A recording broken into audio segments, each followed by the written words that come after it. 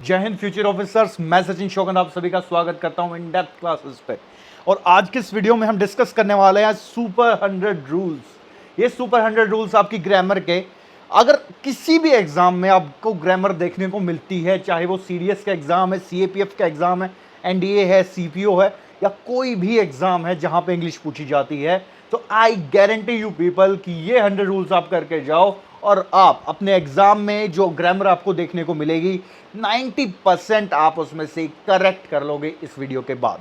तो make sure कि आप इस वीडियो को पूरा देखो, नोट्स बनाओ इस वीडियो के, जो जो आपको बताऊंगा एक्स्ट्रा बातें वो भी नोट करो एंड रिवाइज करो अपने एग्जाम से पहले इस वीडियो के थ्रू, और अपने एग्जाम में बहुत अच्छे मार्क्स आप स्कोर करो। तो शुरू करते हैं। सबसे पहले हम बात कर लेते हैं which are the targeted exam for this video. CDS की अगर आप तैयारी कर रहे हो, सीएपीएफ का अगर आप एग्जाम देने वाले हो, सीपीओ का आप एग्जाम देने वाले हो, सीजीएल, ईपीएफओ अगर आपको देना है, ये भी एग्जाम यूपीएससी कंडक्ट करती है, इसके अलावा कोई भी अगर आप स्टेट का पीसीएस देने वाले हो, तो this video is for you.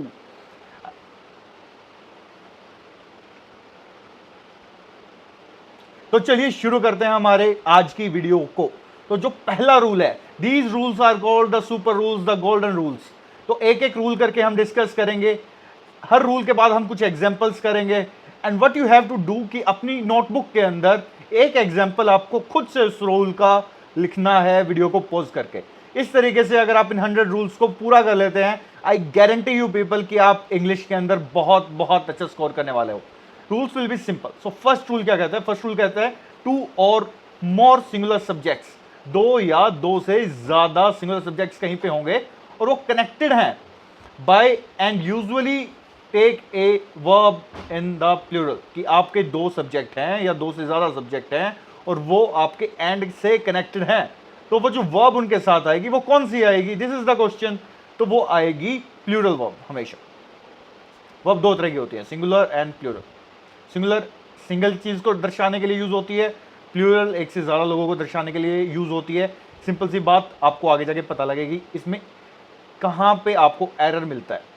ये तो बहुत सिंपल रूल था, राइट?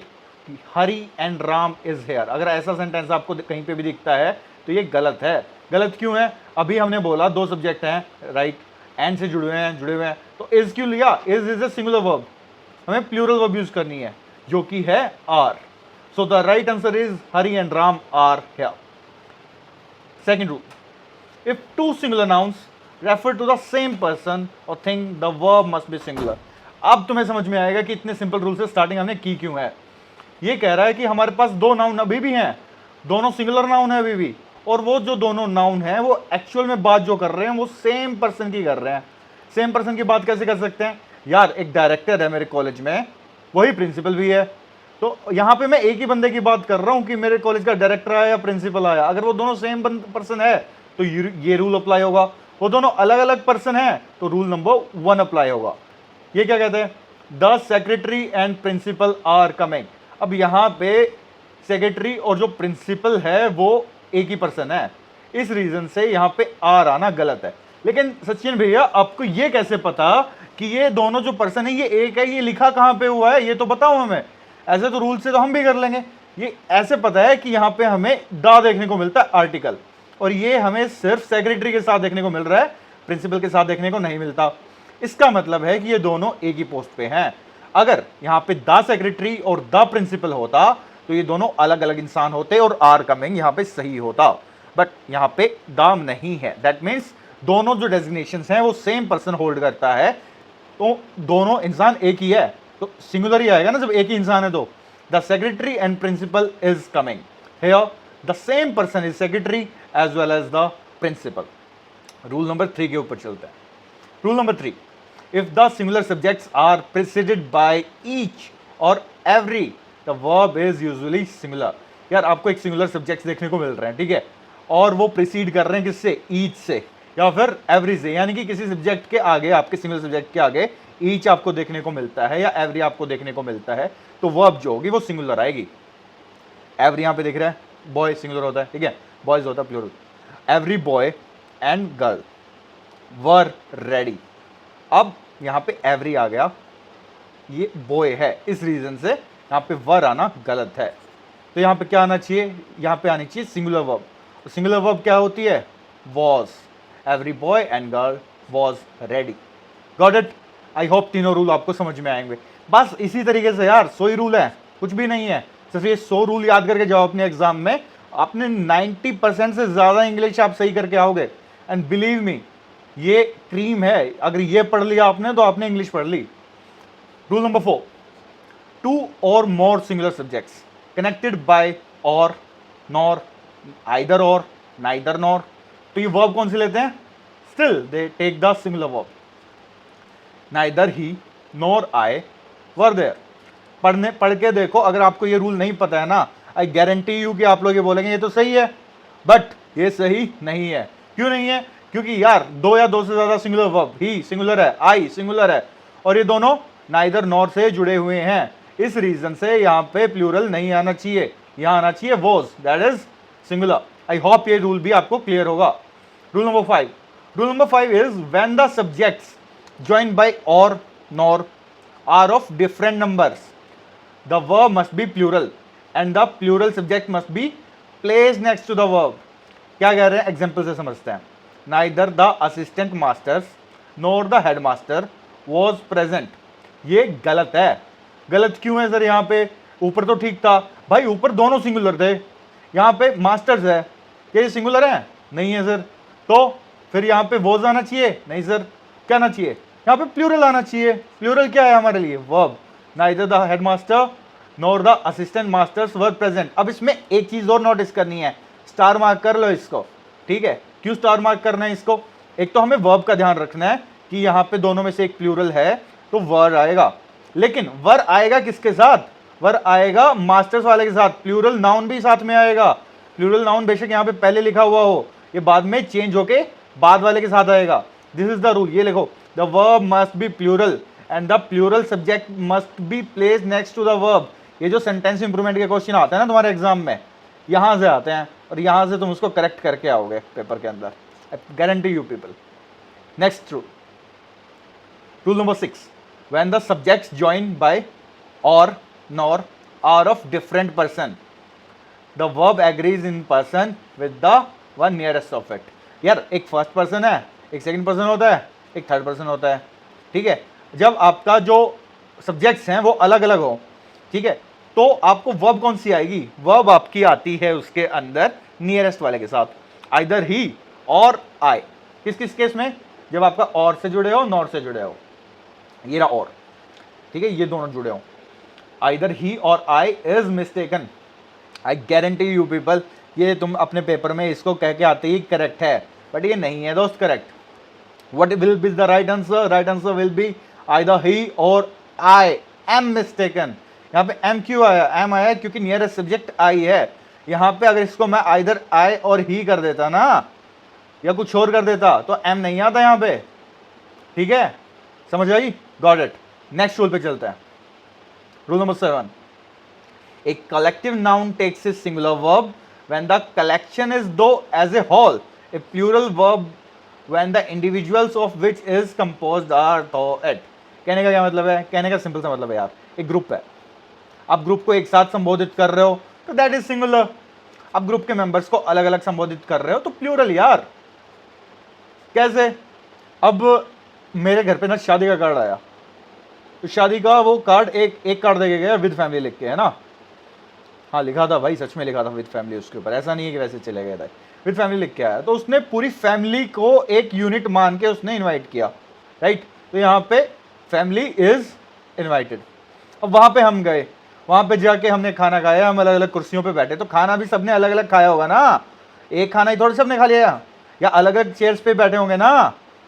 तो जब हम अलग अलग चेयर्स पे बैठे या अलग अलग खाना खा रहे थे, तो जब हमें यूज किया जाएगा तो एज ए प्लूरल यूज किया जाएगा, सिमिलर नहीं। इसी को हम जूरी में भी यूज करते हैं। जूरी में कैसे?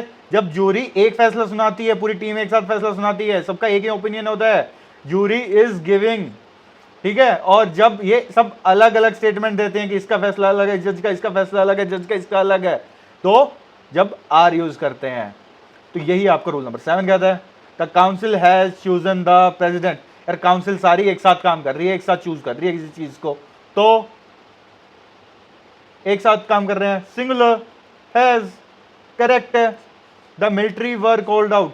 अब एक बंदे को थोड़ी बुलाया है, अलग अलग बंदे को बुलाया, मतलब पूरी मिलिट्री को बुलाया ना इन्होंने, तो अब उसमें एक बंदा थोड़ी है, उसमें अलग अलग अलग अलग आइडेंटिटी है, तो वो सारे आएंगे। इस रीजन से वर यहाँ पे यूज हुआ है। आई होप आपको समझ में आया होगा, जूरी वाले एग्जाम्पल से समझ में आया होगा, फैमिली वाले एग्जाम्पल से समझ में आया होगा। Got it? चलो नेक्स्ट रूल पे चलते हैं। Rule number 8, some nouns which are singular in form but plural in meaning takes a plural verb. अब यार कुछ ना नाउन्स होते हैं, अब वो जो कुछ नाउन्स होते हैं ना दोस्त, वो सिंगुलर फॉर्म में हमें दिखते हैं कि वो सिंगुलर है, बट सिंगुलर होते नहीं हैं, उनका मीनिंग प्लूरल होता है। अब किसी का मीनिंग प्लूरल है तो उसके साथ वर्ब भी प्लूरल आएगी ना। For example, mathematics are a branch of study in every school. अब यहाँ क्या है कि ये प्लूरल दिख रहा है भाई हमें, राइट, लेकिन है सिंगुलर, एक सब्जेक्ट है, इसका अपोजिट एग्जाम्पल है ये एक तरीके से। ये प्लूरल दिख रहा है बट सिंगुलर होता है, एक ही तो सब्जेक्ट होता है मैथमेटिक्स, तो क्या आर आएगा? क्या नहीं आएगा। क्या आएगा? Mathematics is. अब प्लूरल क्यों दिख रहा है? क्योंकि पीछे एस लिखा होता है, ठीक है, तो सब्जेक्ट्स जो भी ऐसे होते हैं उनके साथ इज आता है, उसका रीजन यही है कि वो दिखते प्लूरल है, होते सिंगुलर है। और ऐसे ही कोई अगर दिख सिंगुलर रहा होगा और होगा प्लूरल तो वह प्लूरल आएगी। I hope you got it.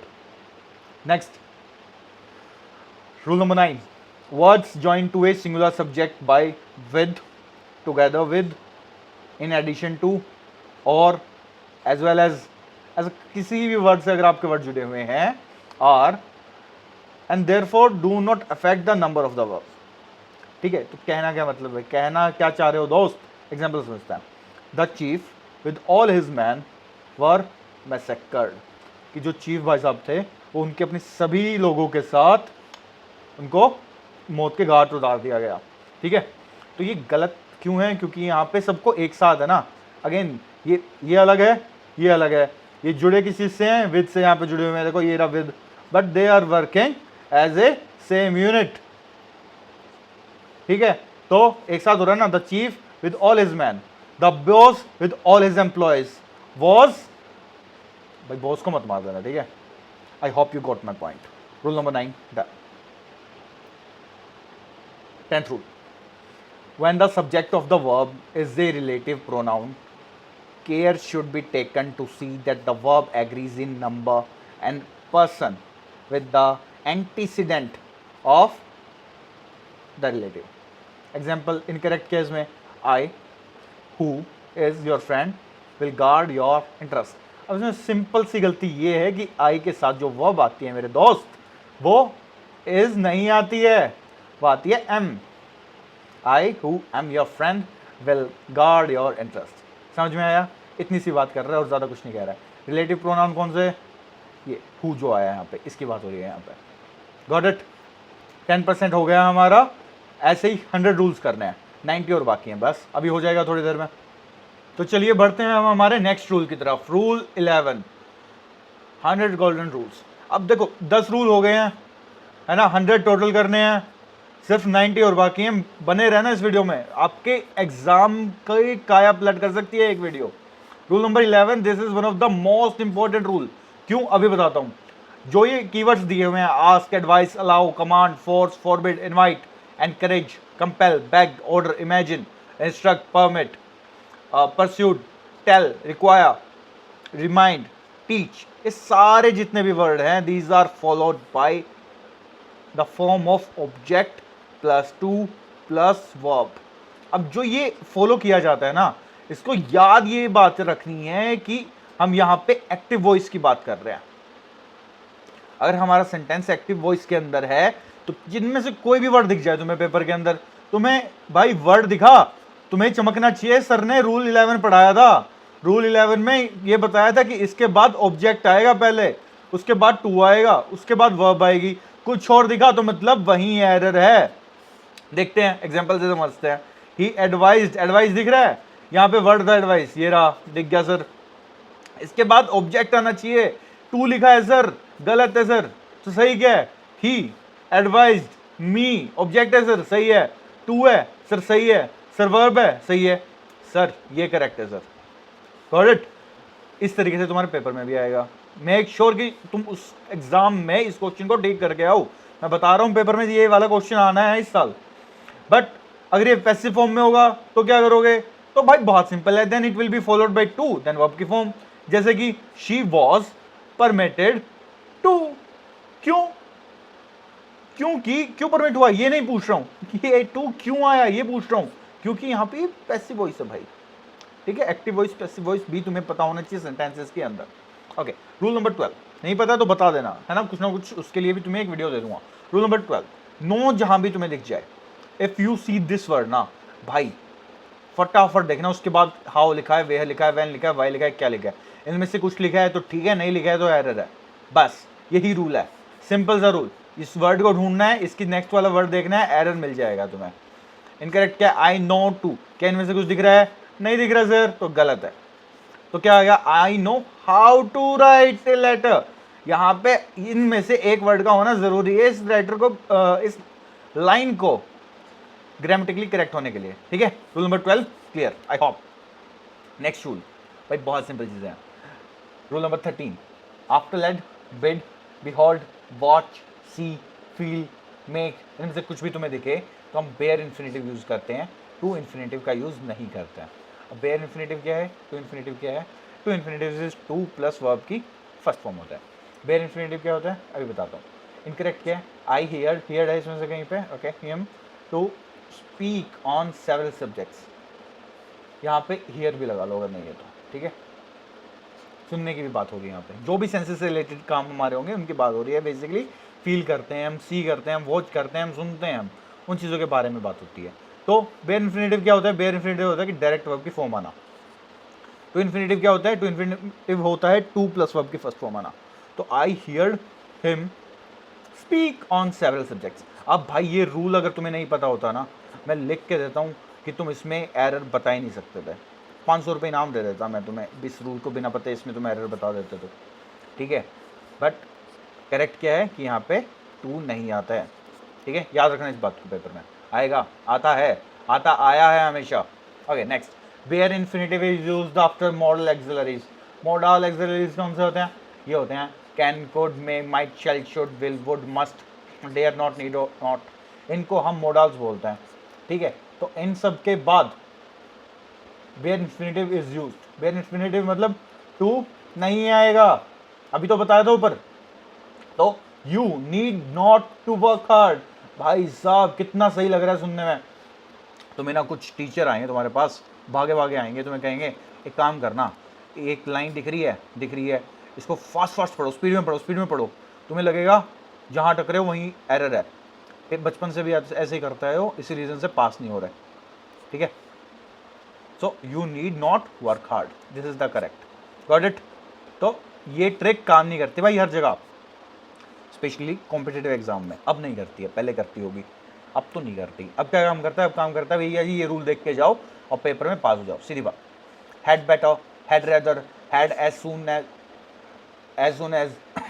Had sooner, ये सारे are followed by again bare infinitive. मतलब टू भाई साहब यहाँ भी नहीं आएंगे। कुल मिला के देखो रूल नंबर 13, 14, 15 ऑलमोस्ट सेम ही बात कह रहा है। वर्ड्स की लिस्ट मिल रही है तुम्हें, बस इनमें से कोई भी वर्ड दिखे तो टू भाई साहब नहीं चाहिए हमें, that's it. He had better to go now, he had better go now, got it, this is the correct sentence. Next rule, conjunction then, ये वाली conjunction जो है then is also followed by bare infinitive। भाई साहब हद हो गई है ना। he had better read than to write, हम बोलते ऐसे ही हैं बट अगर पेपर में लिखेंगे ऐसा तो गलत हो जाएगा। तो सही क्या है? he had better read than write, this is the correct sentence. Rule number 17, When but is used as a preposition। अब देखो but का ना अलग अलग तरीके से यूज कर सकते हैं, बट अगर हम उसे एज ए प्रीपोजिशन यूज कर रहे हैं और वो प्रीसीड कर रहे हैं किसी भी फॉर्म ऑफ वर्ब से, तो but is followed by bare infinitive। समझ में आया? but कहीं पे लिखा है, वो काम कर रहा है किसका? वो काम कर रहा है प्रीपोजिशन का, और but के बाद कोई भी वर्ब की फॉर्म आ रही है V1, V2, V3, तो टू भाई साहब नहीं आनी चाहिए, that's it, so simple. He did nothing but, ठीक है। टू वेंडर, अब यहाँ वेंडर क्या है? वर्ब की फॉर्म है, उससे पहले टू नहीं आएगा। He did nothing but vendor, got it. I hope आपको ये समझ में आ रहा होगा। रूल 18, कोई भी रूल बाई चांस तुम्हें समझ में ना आए ना, ये व्हाट्सएप पे मेरा नंबर दिया हुआ है, मेरे को व्हाट्सएप पे टेक्स्ट कर देना, रूल नंबर डाल देना, मैं बता दूंगा तुम्हें कि उसको कैसे होता है। सभी को बोल रहा हूँ, कोई इशू नहीं है, चाहे इस वीडियो को 2000 लोग देख रहे हैं, 3000 लोग देख रहे हैं, चाहे 10,000 लोग देख रहे हैं, अगर तुम्हें एक भी रूल समझ नहीं आ रहा है, ये व्हाट्सएप का नंबर है, इस पर टेक्स्ट करना है, I will guide you people individually, कोई इशू नहीं। Rule number 18, every participle must have a subject of reference. कोई भी पार्टिसिपल है तो उसका एक सब्जेक्ट ऑफ रेफरेंस का उसकी लाइफ में होना बहुत ज़रूरी है। जैसे कि तुम्हारी लाइफ में यूनिफॉर्म का होना बहुत ज़रूरी है। हर जगह तुम लड़की मत ढूंढने बैठ जाया करो, ठीक है, पार्टनर ढूंढने बैठ गए थे अभी, नहीं, यूनिफॉर्म का होना बहुत ज़रूरी है तुम्हारी लाइफ में। Okay, for example being a rainy day which decided to stay at home. भाई साहब, what being a rainy day, it being a rainy day, ठीक है। तो सब्जेक्ट ऑफ रेफरेंस का होना बहुत ज़रूरी होता है, तो it will be there. Rule 19, for completed action having, है ना, फॉर कंप्लीटेड एक्शन, ये इतना अलग है, हैविंग प्लस वर्ब की second form is used in active voice, whereas having plus been plus verb की सेकंड फॉर्म या बीइंग प्लस वर्ब की second form is used in passive voice. ये तुम्हें एक्टिव वॉइस और पैसिव वॉइस में difference समझ में आ जाना चाहिए। यहाँ पे एक्शन पूरा हो गया है, अगर नॉर्मल सीधी सिंपल सी बात है एक्टिव वॉइस में तो हैविंग प्लस V2 लगा दोगे, otherwise having plus been plus V2 आएगा या बीइंग प्लस V2 आएगा। एग्जाम्पल से बताओ ना sir, example, after the leader having been killed the followers run away. Okay, the leader having been killed the followers run away. इसमें दिक्कत क्या है? इसमें दिक्कत भाई साहब यहाँ पे है, आफ्टर वाले में, ठीक है, आफ्टर हैविंग बीन किल्ड, क्योंकि आफ्टर यहाँ पे लिखा हुआ है, इस रीज़न से बीन किल्ड लिखना गलत है यहाँ पे। तो क्या आएगा साहब? सिंपल सी चीज़ है यार, यहाँ या तो आफ्टर हटा दो, सिंपल सा। और इसमें हम क्या कर रहे हैं, हमने यहाँ पे वर्ब चेंज करने की जगह आफ्टर को क्यों हटाया है? क्योंकि सेंटेंस को हम इधर से करेक्ट करना स्टार्ट करते हैं, ठीक है। Next rule, rule number 20, participles like considering, judging, referring, concerning, regarding, viewing, broadly speaking etcetera. क्या होते हैं पार्टिसिपल? पार्टिसिपल कुछ नहीं, नाउन नहीं होता है, ठीक है। लेकिन नाउन कैसा होता है? ING लगा होता है उसके पीछे, उसी को कहता है। Do not take any subject of reference. इन लोगों को नहीं चाहिए। क्यों नहीं चाहिए? क्योंकि यही सब्जेक्ट का काम कर रहे हैं ना, ING लगने के बाद भी, तभी तो नाउन है दोस्त, तभी तो पार्टिसिपल कहते हैं उनको, ठीक है। Got it? जीरन टाइप, एक जीरन भी ऐसा ही होता है, ठीक है। करेक्ट क्या है? कंसिडरिंग द केस, यहाँ पे हमें लगाने की जरूरत नहीं है, इट कंसिडरिंग द केस। क्यों? बस नहीं है, क्योंकि ये लोग नहीं लेते हैं रेफरेंस किसी भी तरीके का। क्यों? क्योंकि नाउन है भाई अपने आप में, ठीक है, अपने आप में सब्जेक्ट यही हैं। उस सेंटेंस में जहाँ पे इट का हमने यूज़ किया था, यहाँ पे सब्जेक्ट मिसिंग था, और बिना सब्जेक्ट के कभी भी कोई सेंटेंस नहीं होता, इसलिए सब्जेक्ट ऑफ रेफरेंस चाहिए होता है। बट जब हम रूल नंबर 20 पे आते हैं तो ये सारे वर्ड जब पार्टिसिपल काम करते हैं तो ये सब्जेक्ट का ही काम करते हैं, तो दो सब्जेक्ट थोड़ी एक साथ लिखेंगे, एक सिंपल सा सब्जेक्ट है, वही है सब्जेक्ट। तो इस रीजन से यहाँ पे इट लगाने की नीड नहीं होती है। तो क्या आएगा? Considering the case, I took the decision. Here I is not a subject of reference of considering. यहाँ पे ये भाई साहब थोड़ी हैं, ये भाई साहब हैं जो इस व्यक्ति का काम कर रहे हैं। So there is no subject of reference for considering. Considering ही है भाई, इसको अलग से सब्जेक्ट ऑफ रेफरेंस की नीड नहीं है। Still the sentence is correct. Got it? Next, simple सीधी बात, अगर भाई तुम्हें इसकी PDF चाहिए, किसकी PDF चाहिए? इस वीडियो की, इन 100 रूल्स की आपको PDF चाहिए, तो टेलीग्राम पे जाओ, इन डेप्थ क्लासेस या तो सर्च कर लो, या नीचे आपके डिस्क्रिप्शन में लिंक है, वहाँ जाओ और टेलीग्राम को ज्वाइन कर लो, वहाँ आपको मिल जाएगी इसकी PDF। और आप मेरे को व्हाट्सएप पे टेक्स्ट भी कर सकते हो, कोई भी आपको प्रॉब्लम आए, कोई भी आपको हेल्प चाहिए, do text me on this number यार। आपको CDS के लिए, CAPF के लिए, किसी भी एग्जाम के लिए हेल्प चाहिए, do text me, I will help you guys, free of cost I will help you. Okay, चलो। अच्छा, meet your mentors, discover the power of depth in the in depth classes, ठीक है। अगर आप दिल्ली के अंदर हो, आप मिलना चाहते हो, किसी भी बात को लेके आप मिलना चाहते हो, है ना, you want to discuss anything, आप अपने फ्यूचर एग्जाम्स को डिस्कस करना चाहते हो, सितंबर वाले एग्जाम को डिस्कस करना है, अगस्त वाले एग्जाम को डिस्कस करना है, you can come and talk to us, you can meet us. Academy, आप ऑनलाइन अगर हमारे कोर्सेज के अंदर एनरोल करना चाहते हो नेक्स्ट एग्जाम के लिए, यू कैन डू दैट। आप ऑफलाइन एनरोल करना चाहते हो वो भी कर सकते हो। आपको कैसे भी हेल्प चाहिए, कुल मिला के we are there. This is me and this is S Naveen sir, this is the given number. Next, rule 21, when there are two subjects in a sentence and they are not in the same number, then we must have to use separate auxiliaries. कहने का क्या मतलब है अभी बताता हूँ कि auxiliaries किसको कहते हैं. ऑक्सिलरीज बोलते हैं हेल्पिंग वर्ब को. ठीक है, इसलिए मोडल ऑक्सिलरीज क्या होता है कि वो मोडल जो as a helping verb use होती हैं. Got it. Is, are, am, was, were, have, is, ये सारे ऑक्सिलरीज हैं. तो यार अलग अलग यूज होंगे और बहुत ऑफ देम. कैसे 3 killed and 1 were injured.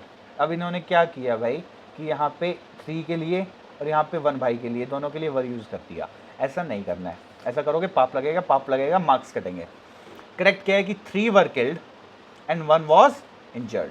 यही तो बोला. 2 सब्जेक्ट हैं, दोनों अलग अलग हैं, अलग अलग नंबर हैं दोनों के, तो अलग अलग ऑक्सिलरीज आएंगी, अलग अलग हेल्पिंग वर्ब आएंगी. Simple. Got it. Good. Next sentence. A single verb should be made to serve 2 subjects only when the form of verb is same for both of the subjects. यार ये कह रहा है कि 2 सब्जेक्ट हैं, दोनों के लिए सेम वर्ब आनी है ना. दोनों के लिए सेम वर्ब आनी है. कौन सी वर्ब आनी है? दोनों के लिए इज आना है. तो अपन एक ही इज लिखेंगे, फिर हम 2 बार इज नहीं लिखेंगे. बट दोनों के लिए अलग अलग आनी है तो अलग अलग लिख देंगे. आई am 17 years old and my sister 14. भाई अलग है ना. आई के साथ एम आता है, माई सिस्टर के साथ भी तो कुछ आएगा. वो कहाँ है? वो यहाँ है करेक्ट सेंटेंस में, क्योंकि ये तो इनकरेक्ट ही है. I am 17 years old and my sister is 14. Got it. आई बात समझ में? सिंपल. इतनी सी बात थी. नेक्स्ट. ऑक्सिलरीज को ऑक्सिलरीज मत पढ़ो यार, तुम हेल्पिंग वर्ब पढ़ो. मैं फिर से कह रहा हूँ. Two helping verb can be used with 1 principal verb. Principal verb, main verb. Got it. Only when the form of main verb is appropriate to both auxiliaries. कहने का मतलब क्या है? He never has and never will take such strong measures. Okay? He never has taken. क्यों? Has के साथ verb की third form आती है दोस्त. ये बताना चाह रहा है. सिंपल सी बात. He never has taken and never will take such strong measures. अब यहाँ पे इन्होंने will तो लगा लिया था, ठीक है, बट इसके साथ verb की थर्ड फॉर्म तो मिस कर दी थी ना, तो वो मिस नहीं होनी चाहिए. इसकी अलग अगर वर्ब डिमांड कर रहा है, हेल्पिंग वर्ब अपने अलग से मेन वर्ब डिमांड कर रही है, तो वो देनी है उसको. ये कह रहा है ये rule. Rule number 23. Next rule. When there is only 1 auxiliary to 2 principal verb, it should be correctly associated with both. कहने का मतलब है 10 कैंडिडेट्स हैव पास्ड, 1 फेल्ड. भाई अभी बताया था ना, अलग है तो अलग, नीडेड है तो अलग अलग आएगी. यहाँ 10 है, हैव, यहाँ 1 है तो has. 10 candidates have passed, 1 has failed. ऐसा नहीं बोलेंगे कि यहाँ पे है भी लगा दिया तो भाई साहब आप 1 का काम, आप 1 के लिए भी आप ही काम कर जाओ, अलग से लगाने की जरूरत नहीं पड़ेगी. भाई इसके अलग नखरे हैं. ठीक है, आपकी 2 गर्लफ्रेंड्स हैं, होनी नहीं चाहिए वैसे, है ना. आपकी 2 गर्लफ्रेंड्स हैं, होनी तो एक भी नहीं चाहिए वैसे यार तुम्हारी, बट कोई बात नहीं, है तो अच्छी बात है. अब एक को अटेंशन दे रहे, दूसरी ऐसा थोड़ी कि तूने उसको अटेंशन दे दिया तो मेरे को अटेंशन देने की नीड नहीं है. मेरे को भी अटेंशन चाहिए भाई. Got it. एंड पहली चीज़ मैंने बोला गर्लफ्रेंड होनी नहीं चाहिए का मतलब ये नहीं है कि गर्लफ्रेंड होना बुरी बात है. नहीं, be loyal to the person. Simple सीधी बात, जिसके साथ हो, जिस भी रिलेशनशिप में हो, बी लॉयल. अगर if you can not be loyal in a friendship, in a relationship or anything, भाई तुमसे खुद इंसान नहीं है कोई. सीधी बात. दूसरा, मैंने क्यों कहा होनी नहीं चाहिए? मुझे यकीन है यार तुम्हारी हरकतों पे, जैसे तुम्हारी हरकतें हैं होगी नहीं, इस रीज़न से कहा. ठीक है, चलो नेक्स्ट होगी मस्ती. Rule 25. A past tense in the main clause should be followed by a past tense in the subordinate clause. 2 clause होती हैं, एक होती है मेन क्लॉज, एक होती है सबऑर्डिनेट क्लॉज. तो भाई साहब अगर यहाँ पे पास्ट टेंस है तो यहाँ पे भी पास्ट टेंस होना चाहिए. सिंपल बात. ही सक्सीडेड, पास्ट है भाई साहब, बट ही वर्क्स हार्ड. ना वर्क्स हार्ड तो प्रेजेंट होता है, ये तो गलत हो गया. ही सक्सीडेड, क्यों? क्योंकि ही वर्कड हार्ड. यस, ये वाली भी पास्ट है, ये वाले भाई साहब भी पास्ट हैं. यही चाहिए. Loyal to your friend, girlfriend boyfriend also. ठीक है, दोस्ती से बड़ा कोई हीरा नहीं होता. चलो rule number 26. A past tense in the main clause may be followed by a present tense in the subordinate clause when the subordinate clause express a universal truth. अब भैया जी कोई बात सच है उसको तो नहीं बदल सकते ना यार तुम पास्ट में. यूनिवर्सल ट्रुथ तो हमेशा प्रेजेंट में रहता ही है. ये भाई तो खुद से लॉयल है. ठीक है. Our teacher said that earth moved around the sun. ना बाबा ना, ये तो यूनिवर्सल ट्रुथ है, ये नहीं बदलेगा किसी के लिए, ये है सकलोंडा, यूनिवर्सल ट्रुथ इज सकलोंडा, ठीक है, वो नहीं चेंज होगा, चाहे तुम पहले पास्ट कर लो, चाहे तुम पहले प्रेजेंट कर लो, चाहे तुम कुछ भी कर लो। Got it? Our teacher said that the earth moves around the sun. Got it? Around आएगा वैसे। रूल 27, व्हेन द सबऑर्डिनेट, क्या होता है मेन क्लोज और सबऑर्डिनेटेड क्लोज, पता है ना, जो पहली होती है वो मेन क्लोज है, जो बाद में जो ये लंबी वाली लाइन है ये आपकी सबऑर्डिनेट क्लोज होती है। And the subordinate close comes after list, कहीं पे लिस्ट देखिए तुम्हें, the auxiliary verb should must be used, यानी कि कहीं पे भी लिस्ट लिखा दिखे समझ जाना वहाँ पे शुड होना चाहिए, वहाँ पे शुड नहीं है तो वहाँ पे एरर है। ये इतनी बार आया ना भाई पेपर में, इस पर मैं 5 स्टार लगाऊँ ना, 5 स्टार क्वेश्चन है ये, 5 स्टार होटल होना हो, क्वेश्चन जरूर 5 स्टार है। करेक्ट? CAPF में देखा है मैंने इसको 1000 बार देखा है मैंने, CDS में देखा है ना, हर एग्जाम में देखा मैंने इस क्वेश्चन को। We start early lest, we shall miss the train. ना बाबा जी ना, शैल तो चाहिए नहीं, वी वॉन्ट शुड, हमें शुड चाहिए। We start early lest, we should miss the train. Simple, word देखा, दूसरा वर्ड ढूंढा, मिला तो ठीक है, अदरवाइज यहीं पे एरर था, है और रहेगा, कोई हटा के दिखा दो इसको। Got it? Rule number 28, an adverb और adverbial phrase should not be placed between to and verbal part of the infinitive, this is called the split infinitive. Okay, कहना क्या चाहते हो भाई साहब? कहना चाहते हैं जी, I hoped to immediately reply to your letter. नहीं सर, यही तो बोल रहा है एडवर्ब, देखो adverb should not be placed between two और verbal part क्या है? reply, इसके बीच में adverb नहीं चाहिए, this is a adverb। ये पहचानने आते हैं ना, तुम्हारे पेपर में भी आते हैं कि नाउन कौन सा है ना, प्रोनाउन कौन सा है, वर्ब कौन सा है, एडवर्ब कौन सा है, ये सब भी पहचानना आता है। अगर तुम्हें नहीं आता तो बता देना, I will help you people. Got it? तो एडवर्ब नहीं आएगा दो लोगों के बीच में, adverb is a good person, ये लड़की का बेस्ट फ्रेंड नहीं है। Got it? I hoped to reply immediately to your letter, reply पहले आ गया, आई होप टू रिप्लाई, ये साथ है, बेस्ट फ्रेंड बगल में। Got it? चलो आगे। Rule number 29, an infinitive should be the present tense, infinitive present tense में होगा, unless it represents an action prior to that of the governing verb. यार जब तक वो कोई साथ वाली वर्ब के पहले का एक्शन नहीं दिखा रहा है ना, तब तक वो प्रेजेंट में रहेगा। I should have liked to have gone there, I should have liked to go there, simple, ठीक है, ये सब नहीं चाहिए। Next rule, rule number 30, gerund, gerund बताया ना, नाउन प्लस वर्ब की first form plus ING। Gerund is preceded by a pronoun, that pronoun must be in possessive case. कहने का क्या मतलब है? He emphasized me going there. Going क्या है यहाँ पे? यहाँ ये जो जिरन है, पहचाना नहीं इसको? वर्ब की first form plus ING noun का काम कर रही है।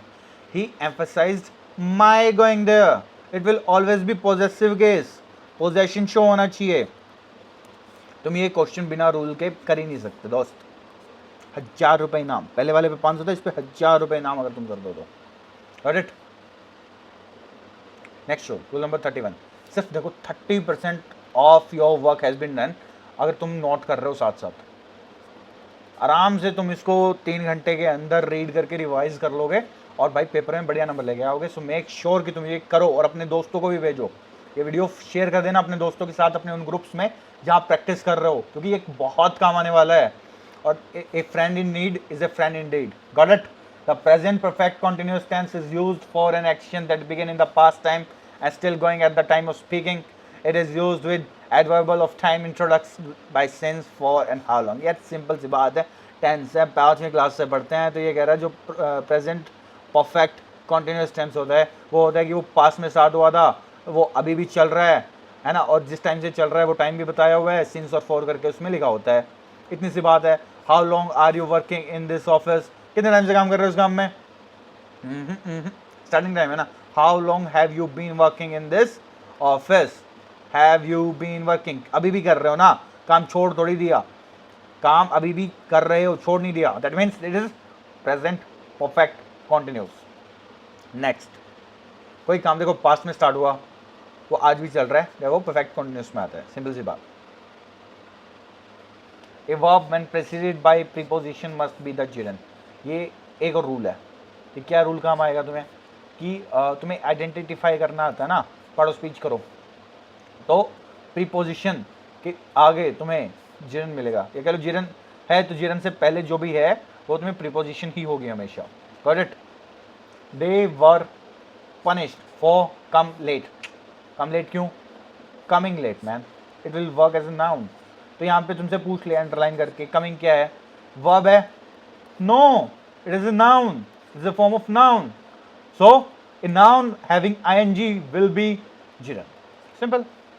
तुम्हें तुम्हारे बहुत से सिंपल से बेसिक क्लियर होने चाहिए।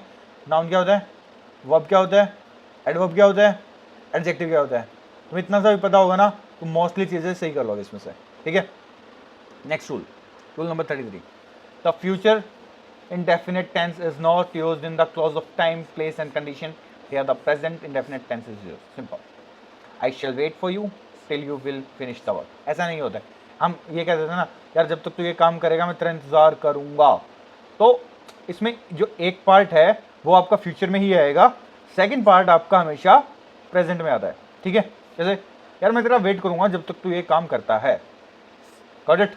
It will not like be कि तू ये कर रहा होगा and all that shit. Got it? दोनों, एक फ्यूचर और एक प्रेजेंट। चलो आगे, rule 34, the present perfect continuous is not used with the adverb of past time like yesterday in 1990 etcetera etcetera. क्यों यार? देखो तुम्हें अगर यस्टरडे कहीं भी दिख जाए ना तो पास्ट इंडेफिनिट टेंस है। सिंपल, ईयर दिया हुआ दिख रहा है तुम्हें पास्ट का, पास्ट इंडेफिनिट टेंस है। यहाँ पे तुम प्रेजेंट परफेक्ट टेंस का यूज नहीं करते हो। ये कब करते हो?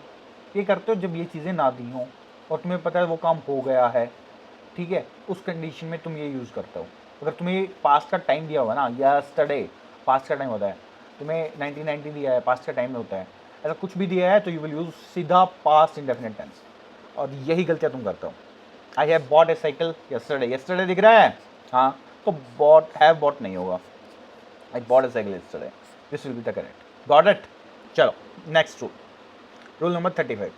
The past perfect tense is used to represent the earlier of the. देखो यार अब दो चीज़ें होती हैं, एक एक्शन है, this is action A, this is action B. Action A हुआ पास्ट में, क्या हुआ? कल मैंने खाना खाया, ठीक है, ये पास्ट में हो गया, और कल खाया था ना तो पक्का पास्ट में हो गया, गारंटी है मेरे पास, ये एक्शन पास्ट का है। अब कल खाना खाने से पहले मैंने स्नैक्स खा लिए थे। भाई साहब सारा दिन खाते रहते हो क्या? कल खाना खाने से पहले मैंने चाय पी ली थी, तो ये पास्ट टेंस है और ये पास्ट का भी पास्ट है, तो ये बन गया पास्ट परफेक्ट। सिंपल। और पास्ट परफेक्ट क्या होता है? हैड प्लस वर्ब की third form. Simple. When I reach the station, जब मैं स्टेशन पे पहुंचा, जो ट्रेन है वो पहले ही जा चुकी थी। मेरे पहुंचने से, देखो रीच है ना, तो पास्ट की बात बता कर रहा हूं मैं, और मेरे भी पहुंचने से पहले जो ट्रेन थी वो जा चुकी थी, तो ये तो इसका भी पास्ट हो गया ना। तो पास्ट का past is past perfect. When I reach the station the train had already left, had already left, past perfect tense. समझ आया? ऐसे होता है पेपर। क्यों नहीं होगा भाई तुम पास? कैसे नहीं आएंगे तुम्हारे नंबर? मैं देखता हूँ। Modal auxiliaries are not use together. यहाँ दो मॉडल ऑक्सिलरीज या दो मॉडल्स एक साथ यूज नहीं होते हैं। क्यों नहीं होते हैं भाई? नहीं होते हैं क्यों? तो हेल्पिंग वर्ब कैसे एक साथ आ जाएंगी? हेल्पिंग वर्ब का काम भी तो करते हैं मॉडल्स, बताया था ना तुम्हें, भूल जाते हो यार। Can not be connected by a conjunction, or can be connected by a conjunction, ठीक है, वैसे एक साथ नहीं आएंगी, बट दोनों को अगर लिखना है तो बीच में कंजक्शन ऐड कर सकते हैं। क्यों कर सकते हैं भाई? कंजक्शन का तो काम ही है ना जोड़ने का, ये तो है ही फेविकोल मेरा भाई, ठीक है। दो नाउन को जोड़ देता है, दो प्रोनाउन को जोड़ देता है, तो दो मॉडल्स को भी जोड़ देता है। इसमें क्या है? He should must do it, should is also a modal, must is also a modal, and two modals cannot come together. He should and must do it. यहाँ पे and भाई साहब ने आके दोनों को साथ में ले आए, ठीक है। Got it. यहाँ पे मैक्सटन भैया और एलविश यादव भाई साहब को साथ में ले आए, रजत दलाल।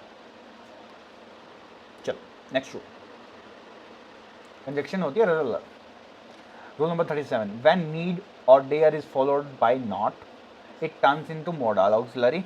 ये पढ़ा था हमने, ठीक है, तुम मना नहीं कर सकते। जब पहला रूल पढ़ा था ना मॉडल्स का, उसमें ये भी एग्जाम्पल थे, नीड नॉट, डेयर नॉट, तो वो ऑब्वियस सी बात एग्जाम्पल इसलिए दिए क्योंकि वो मॉडल्स हैं। In this situation it takes bare infinitive, ये मैं बता चुका हूँ तुम्हें। And we can not use needs not, dares not नहीं होता है, नीड नॉट और डेयर नॉट ही होता है, ठीक है। ही नीड्स नॉट, ना ना पागल है क्या, he need not to do it, got it, he need not do it. Rule number 38, to do क्यों नहीं आया भाई, बेयर आता है, ठीक है, टू नहीं आएगा। Rule number 38, adjectives of quantity show how much of a thing is meant. Adjectives of quantities क्या होती हैं भाई, some, much, little, enough, all, no, any, great, half, sufficient, all, ये सारे क्वांटिटी के एडजेक्टिव्स होते हैं। ये सारे एडजेक्टिव हैं भाई, सारे के सारे एडजेक्टिव हैं। Are use for uncountable nouns only. यार अब मैं गिन सकता हूँ तो मैं सम क्यों लिखूंगा, मैं लिटिल क्यों लिखूंगा, इनफ क्यों लिखूंगा, ये सारे ना एक तो एडजेक्टिव हैं, दूसरा क्वांटिटी बताते हैं, बट कितनी है, थोड़ी चाय। अब थोड़ी चाय कितनी थोड़ी होती है, 1 लीटर थोड़ी होती है, हो सकता है किसी के लिए हो, तो अनकाउंटेबल चीज़ों के लिए यूज़ होता है। कुल मिला के सीधी बात, I ate a few rice, I ate some rice, a few नहीं आएगा, सम राइस, ठीक है। ए फ्यू क्यों नहीं आएगा, सम क्यों आएगा, ये काम करो, ये मेरे को कमेंट सेक्शन में बताओ, दिस इज योर होमवर्क, ये तुम बताओगे मेरे को अभी कमेंट सेक्शन में, ठीक है। और हमेशा याद रखना, पेपर में आता ही आता है, क्या आता है पेपर में, few, a few, the few, ये आएगा पेपर में, डिफरेंस याद रख लेना इसका। चलो next rule, numeral adjectives are used for countable nouns only and they how many persons और थिंग्स आर मेंट और in what order the person and things stands. मतलब I have taught you little things, नहीं भाई साहब, I have taught you a few things, ठीक है। Few गिन सकते हो आप, ठीक है, फ्यू काउंटेबल चीज़ों के साथ आता है, ठीक है, लिटिल काउंटेबल चीज़ों के साथ नहीं आता है, इसलिए यहाँ पे आपको कहीं पे भी फ्यू भाई साहब नहीं दिख रहे होंगे, ठीक, ए फ्यू भी नहीं दिख रहे होंगे, यहाँ पे दिख रहे हैं, क्यों, आई have taught you a few things. मैं गिन सकता हूँ ना यार, मैंने तेरे को कितनी चीज़ें सिखाई हैं, मैं गिन सकता हूँ, मैंने तेरे को 5 चीज़ें सिखाई हैं, 5 स्किल सिखाई हैं, 5 चैप्टर सिखाए हैं, मैं गिन सकता हूँ, मैंने तुम्हें 39 रूल सिखाए हैं और तुमने सीखे हैं और तुम पेपर में सही करके आओगे, तो तुम नहीं करके आए ना, तुम्हारी जो हड्डियाँ तोड़ूंगा मैं, देखते रहना, ठीक है। तो जो गिन सकते हैं वहाँ पे ए फ्यू, जो नहीं गिन सकते वहाँ लिटिल, सम, ऐसे वर्ड्स हम यूज़ करते हैं जो मैंने ऊपर बोले थे। Next rule number 40 is one of the most important rules of this series, that is when cardinal and ordinal are use together. Ordinal जो होता है वो हमेशा पहले आता है कार्डिनल से। भाई ऑर्डिनल कार्डिनल क्या होते हैं, ऑर्डिनल होता है आपका फर्स्ट, सेकेंड, ये सब होता है, ये आपका ऑर्डिनल होता है। जो आपका 4, 3, 2, 1 ये सब होता है, ये आपका कार्डिनल होता है। तो द 4 फर्स्ट बॉयज, भाई अभी तो बोला यार तुम्हें क्या कि ये क्या है, फर्स्ट हमारा ऑर्डिनल है, और ऑर्डिनल भाई साहब पहले आएंगे कार्डिनल से, तो फर्स्ट पहले आएगा, 4 बाद में आएगा, ठीक है। तो ये सीधी बात यार, फर्स्ट तो पहले ही आएगा ना, ठीक है, तभी तो फर्स्ट है, बैड जॉक, बट ठीक है, ऑर्डिनल पहले आते हैं, कार्डिनल बाद में आते हैं, ऐसे याद रखना। The first 4 boys is correct, the 4 first boys is grammatically wrong. 40 rule हो गए तुम्हारे, और तुम ढूंढ रहे होगे पीडीएफ कहाँ मिलेगी इसकी, अभी भी पीडीएफ मिलेगी इन डेप्थ क्लासेस के टेलीग्राम चैनल पे, तो ज्वाइन कर लेना। अच्छा ज्वाइन क्यों कर लेना भाई, इसके बाद तुम और भी एग्जाम दोगे ना, CDS2 भी दोगे, CAPF भी दोगे, तो उसके लिए बहुत कुछ तुम्हारे लिए इंतजाम करके रखा है, बहुत सारी वीडियोस आएंगी तुम्हारे हर एग्जाम के लिए आएंगी। You just name the exam and I guarantee you कि उसके लिए तुम्हें जो भी चाहिएगा I will provide you for very very very free. बस तुम्हारा टाइम लूँगा, तुम्हारी मेहनत लूँगा, तुम्हारा काम लूँगा भाई, तुम्हारे सपने चाहता हूँ कि तुम पूरे करो, और तुम भी जियो और मैं भी जीऊँ, तुम्हें सपना पूरा करते हुए देखूँ, ठीक है भाई, इतनी सी चाहत है। और इसलिए तुम्हें जो भी हेल्प चाहिए उसके लिए तुम इस नंबर पे कांटेक्ट कर सकते हो। And who I am this person, Sachin Chauhan. And आपको अगर प्रॉपर आपको ज़रूरत महसूस होती है किसी भी कंडीशन में that you want to join our classes, ठीक है, पहली चीज़ तो हम तुम्हें फ्री में बहुत सारी चीज़ें प्रोवाइड कर देंगे, तो कोई दिक्कत वाली बात नहीं, बस स्टिल यू वांट टू, है ना, कि हम पढ़ना चाहते हैं सर आपसे, ऑफलाइन में पढ़ना चाहते हैं, हम ऑनलाइन में आपसे पढ़ना चाहते हैं प्रॉपर 4 महीने 5 महीने 6 महीने रज के मेहनत करना चाहते हैं आपके साथ मिलके, तो आप हमारे ऑनलाइन और ऑफलाइन क्लासेस में एनरोल कर सकते हो। ऑल्सो अगर आप जस्ट मिलना चाहते हो हमसे, तो आप नई दिल्ली से अगर न्यू दिल्ली से हो तो आप दिल्ली हमारे ऑफिस में कभी भी आ सकते हो, ऑल राजेंद्र नगर में एकेडमी है। Got it. और वैसे भी भाइयों से मिलने आ जाना, कोई इशू नहीं है। अगर भैया मानते हो, सर मानते हो, भाई मानते हो, बड़ा भाई मानते हो, come to meet me, I will be happy. Okay, rule number 41, later, latest, refer to time and latter और last refer to the position. ये सिंपल सा ना, बहुत सिंपल है। स्पेलिंग का डिफरेंस है लेटर और इस लेटर में। ये पोजीशन बताते हैं, ये टाइम बताते हैं। ये कहते हैं बाद में आया, ये कहते हैं आखिर में जो बंदा आया था वो वाला बंदा। ठीक है, समझ गया। ये लेटेस्ट क्या है, नया नया। Got it. Incorrect, I reach that 10 but he was later than I expected. भाई टाइम में ही तो लेटर आएगा ना, अभी तो पता है तुम्हें, लेटर LETER वाला आता है टाइम में, पोजीशन में दूसरा आता है। Got it. रूल नंबर 41, यार इतना बताने के बाद भी तुम अगर ऐसी ऐसी गलतियां कर आए ना, तुम्हें मतलब कोई हक ही नहीं है भाई साहब कुछ भी करने का। ठीक है, तुम अपना शादी करने का हक गवा रहे हो तुम, अगर तुम ये गलती करके आ रहे हो पेपर में तो। रूल नंबर 42, अगेन यहाँ पे आपका फिर स्पेलिंग वाला तुम्हें यहाँ पे डिफरेंस देखने को मिलता है। और ये रूल्स तुम्हें, तुम PYQ उठा के देखो मेरे जान, एक बार उठा के देख लो, तुम सारे कर पाओगे ये रूल्स करने के बाद, तुम्हारा एक भी क्वेश्चन नहीं गलत होगा। आई प्रॉमिस यू, तुम जिस एग्जाम में बैठने वाले हो सारे ठीक करके आओगे इस वीडियो के बाद। जस्ट मेक श्योर कि तुम इन 100 रूल्स को by heart and by soul आप याद करके जाओ, अपने आत्मा के अंदर बसा लो, कि रात को 2:30 बजे भी तुम्हें कोई उठा के पूछे तो तुम सारे रूल बता दो। ठीक है, मतलब ऐसे 1 से 100 तक सुनाने नहीं है, बट कोई भी क्वेश्चन पूछे तुम्हें पता हो कि क्या रूल लग रहा है। Got it.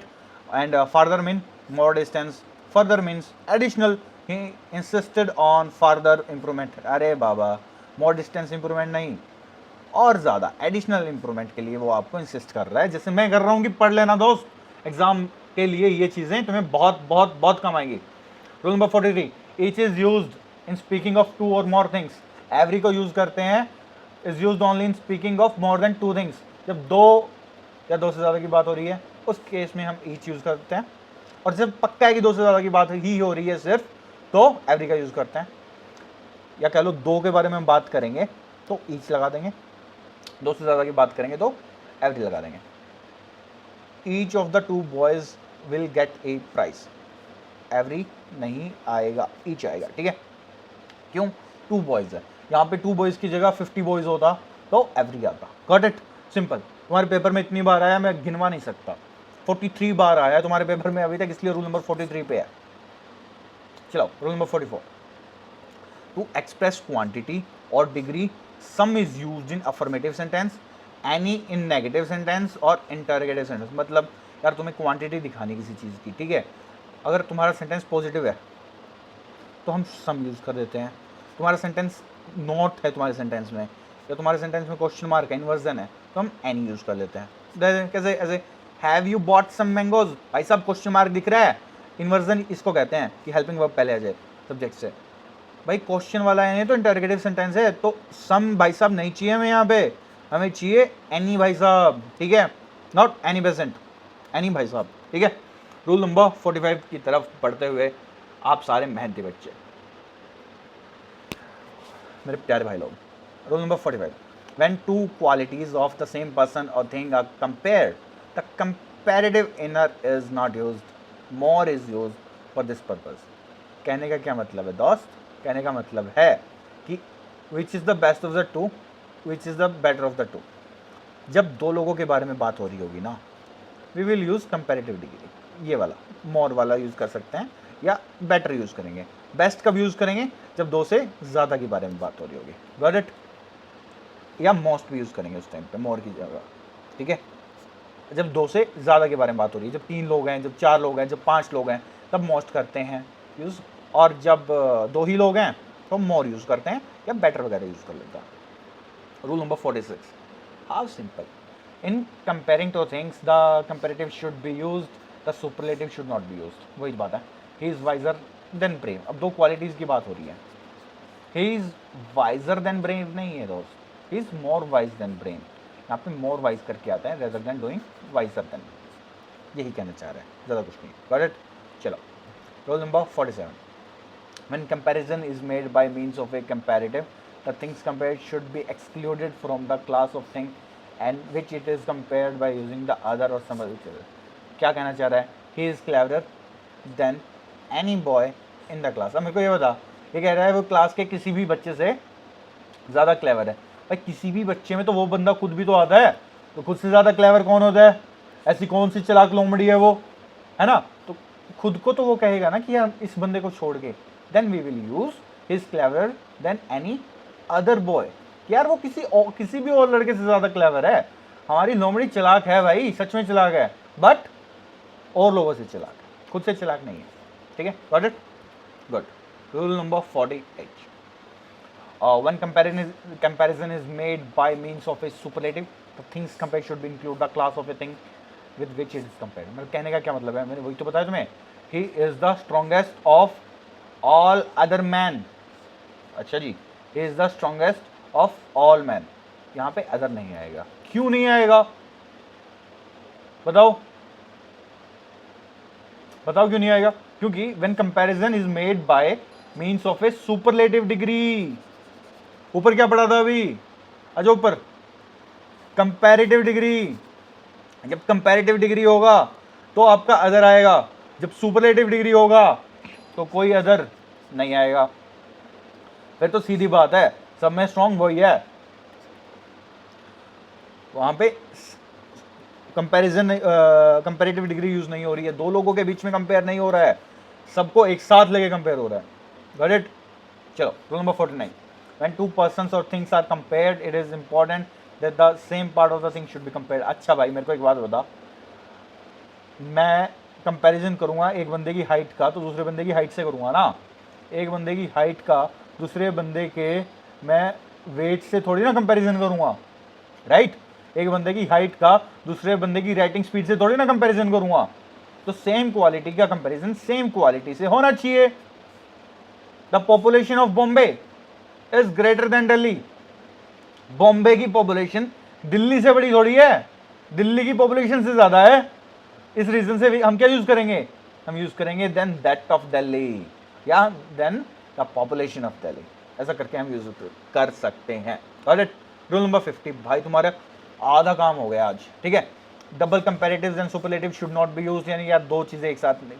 सिंपल, तुम मोस्ट और क्लेवरेस्ट करके यूज नहीं करोगे। ठीक है, तुम प्यार में बोल देते हो उससे कि यू आर द मोस्ट, है ना, लवेस्ट एंड ब्यूटीफुलेस्ट, तुम पता नहीं कौन से हर वर्ड के पीछे EST लगा देते हो उसकी तारीफ करने के चक्कर में। मान वो फिर भी नहीं रही तुमसे, भाई नहीं मानेगी। वो कब मानेगी? वो जब मानेगी जब तुम पढ़ रहे होगे। एक रूल बता देता हूँ तुम्हें आज इसके अलावा, सुपर डुपर रूल।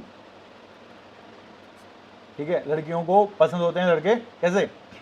जो गोल ओरिएंटेड होते हैं लाइफ में, जो काम करते हैं, जिन्हें मैनेजिंग आती है, जो कहते हैं ना कि पढ़ाई के लिए मैं गर्लफ्रेंड छोड़ दूंगा। गर्लफ्रेंड नहीं छोड़नी भाई, मैनेज करना है, अपना टाइम भी मैनेज करना है और उसका भी करना है। Got it?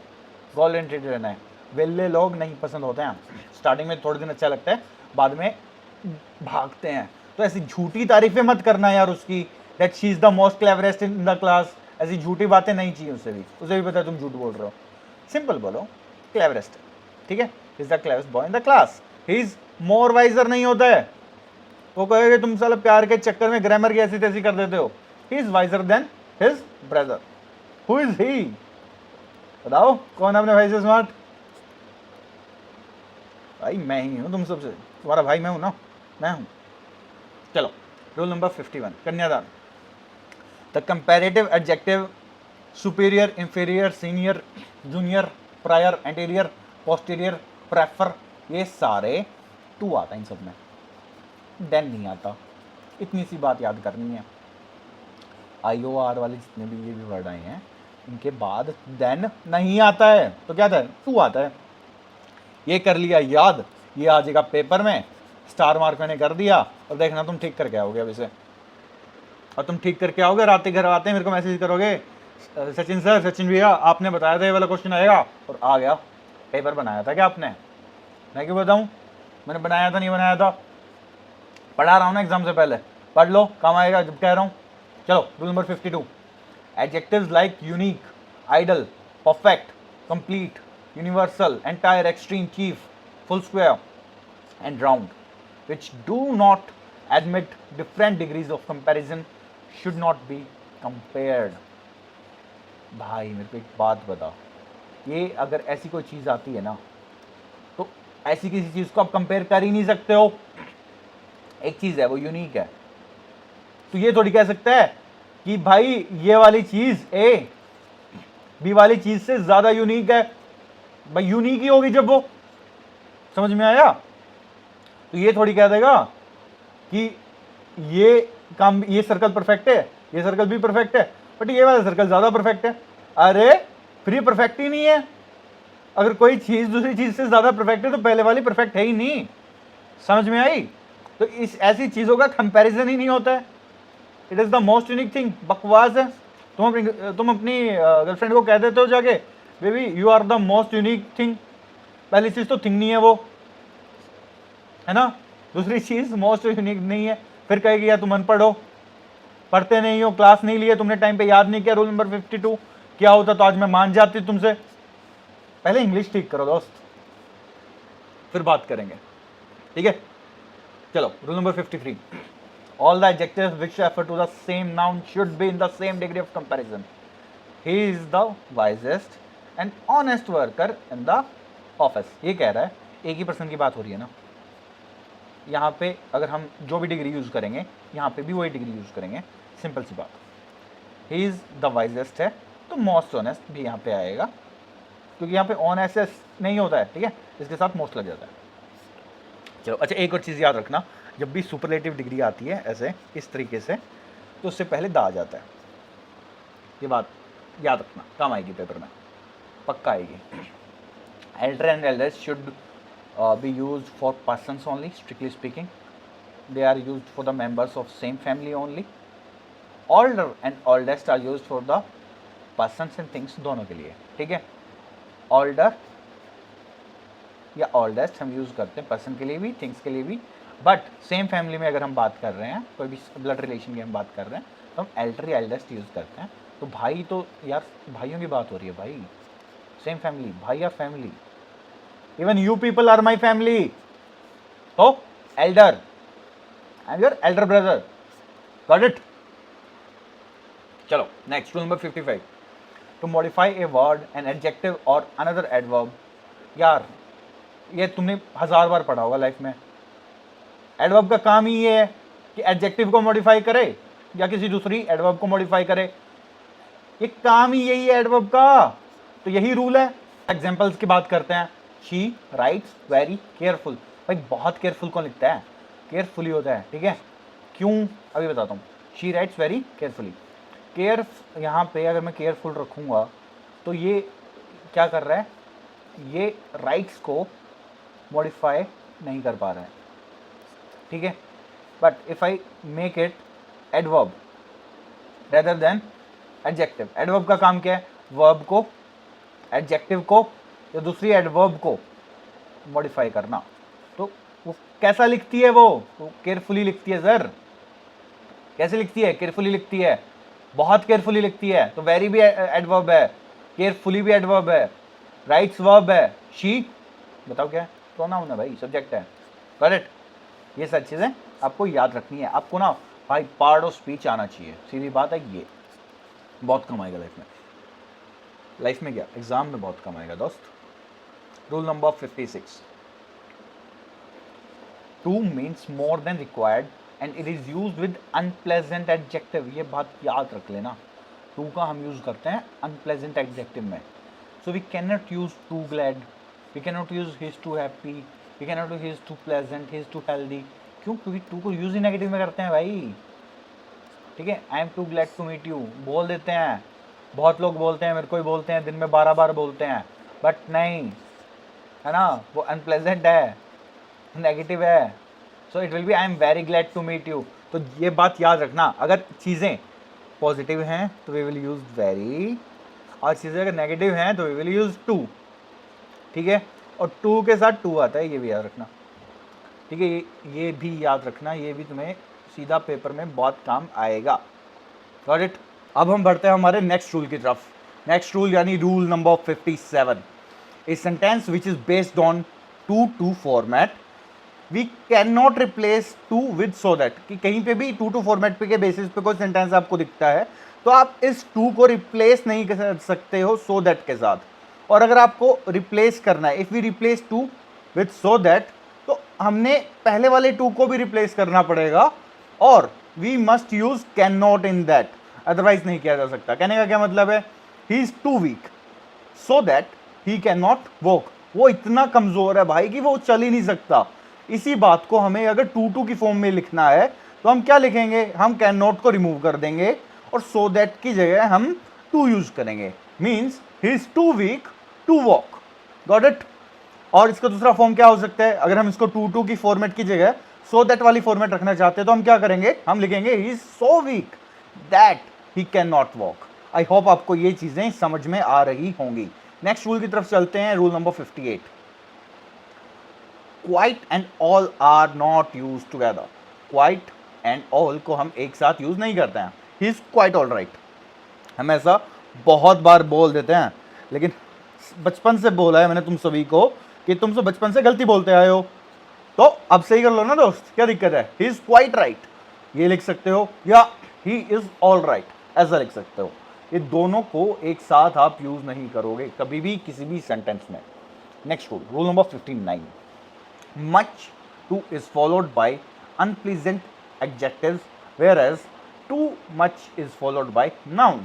कहने का क्या मतलब है, मच टू जहां भी आएगा उसके साथ आपको एडजेक्टिव ही देखने को मिलेगा और टू मच जहां भी आएगा वहां पे आपको नाउन देखने को मिलेगा। और यहां पे जो एडजेक्टिव होगा वो अनप्लेजेंट होगा, टू मच प्लस नाउन होगा। कहने का मतलब है his failure is too much painful for मी। भाई साहब मच टू के साथ बोला था मैंने, अनप्लेजेंट एडजेक्टिव, टू मच के साथ नहीं, टू मच के साथ तो नाउन आना था, ठीक है। तो his failure is much too painful for me. समझ में आया कि मच टू है तो पेनफुल, ठीक है, अनप्लेजेंट एडजेक्टिव। इनकरेक्ट क्या है नेक्स्ट वाला, his wife's rude behaviour gives him much too pain. अब यहां पे पेन क्या है भाई, पेन नाउन है यहां पे, जिन्हें नहीं पता हो, ठीक है। यहां पे पेनफुल था, ये एडजेक्टिव है। तो अगर नाउन आ रहा है तो हम क्या यूज करेंगे, नाउन आ रहा है तो हम यूज करेंगे टू मच, ताकि मच टू, गॉट इट। अगर नाउन आ रहा है तो we will use too much, अगर एडजेक्टिव आ रहा है तो we will use much too, simple. Next rule, rule number 60, a या एन आपको वहीं दिखता है, फेयरली एडजेक्टिव, उसके बाद नाउन या फिर रेदर आपको दिखता है, उसके बाद a plus adjective. This is the format, ये इसी तरीके से रहेगा। Example, a fairly good book rather a difficult problem, but we can not use pleasant adjective with rather and unpleasant adjective with fairly. अब फेयरली के साथ हमने good book कहा, अच्छी चीज़ है, रेदर के साथ हमने क्या कहा, डिफिकल्ट प्रॉब्लम कहा, ये भी ठीक है, लेकिन हम इसका उल्टा नहीं कर सकते दोस्त, हम यूज ही नहीं कर सकते रेदर के साथ एक अच्छी बात और फेयरली के साथ एक बुरी बात, ठीक है। It was a rather good book, गलत है, it was a fairly good book, got it, good. बहुत बार बता चुका हूं, फिर से बताऊंगा, कोई भी हेल्प चाहिए तुम्हें, कोई भी हेल्प चाहिए तुम्हें, do let me know on this number. और यार अगर अभी तक पीडीएफ नहीं डाउनलोड की तुमने इसकी, क्या कर रहे हो दोस्त, नोट्स बना रहे हो नहीं बना रहे, नोट्स बनाने हर एक रूल के, तुम्हारी कॉपी पे चाहिए मेरे को स्पेशली, है ना, जो जो बता रहा हूँ हर एक वो चीज़ एक एक एग्जाम्पल के साथ तुम्हें खुद से भी ऐड करना है। आई गारंटी यू पीपल यार, you will fail in love with this subject. These 100 rules will change your life. क्यों, कि भाई मार्क्स बढ़ जाएंगे ना, और कैसे चेंज करेगा, सिर्फ मार्क्स बढ़ाएगा तुम्हारे। और तुम्हें अगर कोई भी हेल्प चाहिए अपनी किसी भी एग्जाम के प्रिपरेशन में, I and S Naveen sir is always there to help you. If you want any guidance, any help for any exam, either it's CDS, it's CAPF or any other exam, feel free to call me on this number. मिलने आना चाहते हो तो दिल्ली में आप मुझसे मिल भी सकते हो। रूल नंबर 61 के बारे में बात करते हैं। Enough, when used as an adverb, is preceded by a positive degree adjective or adverb. यानी इनफ जब भी हम यूज़ करते हैं तो ये हमेशा प्रीसीड करता है एक पॉजिटिव डिग्री एडजेक्टिव या एडवर्ब से। ही इज ग्रेटर इनफ नहीं ना भाई, ही इज ग्रेट इनफ। ठीक है, next rule number 62, two negatives cancel each other, hence two negatives should not be used in the same sentence unless we make an affirmation. I have not got none. What is this behavior, है ना? I have not got none, what is this? दो negatives कैसे use कर लोगे? नहीं कर सकते ना। I have got, I have not got any, that's it, simple. Rule number 63, at present means at the present time, और प्रेजेंटली का मतलब क्या होता है? शॉर्टली। तो इसमें कंफ्यूज नहीं होने का अपन को, ठीक है, साफ साफ लिखा है, कंफ्यूज नहीं होना है। Start, nothing more can be done presently. भाई और अभी और कुछ नहीं किया जा सकता, अभी टाइम बताने के लिए वी यूज एट प्रेजेंट, तो nothing more can be done at present. और प्रेजेंटली का कैसे यूज करेंगे? He will come back at present. यार अभी नहीं यार, थोड़ी देर में आने वाला, बस ऐसा होता है। He will come back presently, है ना? शॉर्टली के लिए हम यूज करते हैं वर्ड प्रेजेंटली। ऐसे ही हार्ड और हार्डली के लिए होता है। हार्ड मीन्स भाई हार्ड, मुश्किल, हार्डली कि मुश्किल से ही वो ऐसा करता है, कभी कभी ऐसा होता है। स्केर्सली एट ऑल, तो इनका मीनिंग भी अलग अलग होता है, तो कंफ्यूज नहीं होना फिर से। He tried hardly to win the race, नहीं भाई साहब, उसने बहुत मेहनत की थी, बहुत मेहनत। He tried hard, she has eaten hard anything, भाई मुश्किल से ही कुछ खाया होगा उसने, है ना? जहर, जहर नहीं खाया, ठीक है, बट मुश्किल से ही कुछ खाया होगा उसने, तो हार्डली वी विल यूज, मेरे बाबू ने मुश्किल से ही कुछ खाया होगा। She has eaten hardly anything today, ठीक है बाबू, जहर खाया है उन्होंने, तुम भी खा लो बाबू भैया। चलो rule number 65, much is used before past participle and adjectives or adverbs of comparative degree. very का कहाँ यूज करते हैं? Before present participle and adjective and adverb of positive degree. यार मच का यूज करेंगे अपन पास्ट वाले केस में, और इसमें वेरी का यूज करते हैं अपन प्रेजेंट वाले केस में। जैसे the news is much surprising, no present है ना, देखो ये is very surprising. I was very surprised at hearing the news. नहीं नहीं भाई साहब, I was much surprised, क्यों? क्योंकि पास्ट है। सिंपल सिंपल चीज़ें सिंपल रखो, बहुत कॉम्प्लिकेट करने की ज़रूरत नहीं है। Hardly is an adverb which means rarely, hardly का मतलब होता है rarely, where hard is an exact. अब भी तो बताया था, it is a hardly job. ऐसा थोड़ी होगा ये मुश्किल से कोई नौकरी है, ये एक मुश्किल नौकरी है भाई साहब, हर किसी की नौकरी बहुत मुश्किल होती है। जैसे तुम्हें पढ़ाना एक हार्ड जॉब है, नहीं यार ऐसा नहीं है, तुम बहुत प्यारे इंसान हो, you all are very very cutie pies, ठीक है। I love to teach you people, तभी कहता हूँ कोई भी हेल्प चाहिए do let me know on this given number. Rule number 67, ago is always use with the past indefinite tense, so if ago is use in the sentence that sentence must be in past indefinite tense. मतलब कहीं पे भी एगो आ रहा है, कहने का क्या मतलब है? वो आपका पास्ट इंडेफिनिट में होना चाहिए rather than being in present perfect tense. Got it? He has come a month ago, ना भाई साहब, एगो मैं तुम्हें और भी वर्ड बताए थे, जैसे यस्टरडे वगैरह मिले तुम्हें, तो पास्ट इंडेफिनिट यूज करेंगे। He came a month ago. Got it? Next rule number 68, at present means at this moment and it is use with the present tense rarely. Presently का मतलब शॉर्टली होता है ना, और उसको हम फ्यूचर वाले एक्शंस के साथ ये यूज करते हैं, ये हम कर चुके हैं rule. But another example, presently he is in the room, नहीं है भाई साहब, at present he is in the room. Got it? Good. Early means just after the beginning of anything, and soon means कि just after a point of time, ठीक है। Roses blossomed early this spring, कि spring जैसे start होता है तभी आपके जो गुलाब के फूल है वो खिल जाते हैं, है ना, द लवी डवी मौसम starts. Rule number 70, the sentence which starts with seldom, never, hardly, rarely, scarcely takes an inverse structure. Inverse structure मतलब भाई साहब वर्ब पहले आती है, सब्जेक्ट बाद में आता है, तो इसको कहते हैं इनवर्स स्ट्रक्चर। नॉर्मल स्ट्रक्चर क्या होता है कि सब्जेक्ट होता है, वर्ब होता है, उसके बाद ऑब्जेक्ट आता है, ठीक है। तो जब भी तुम्हें सेल्डम वेल्डम ये दिखे तो ये इनवर्स स्ट्रक्चर कहेगा, मतलब सेल्डम के बाद दिखा आई हैड, ये तो नॉर्मल स्ट्रक्चर हो गया ना, सब्जेक्ट प्लस वर्ब, नॉर्मल नहीं होंगी, इन्वर्जन आ जाएगा सेल्डम की वजह से।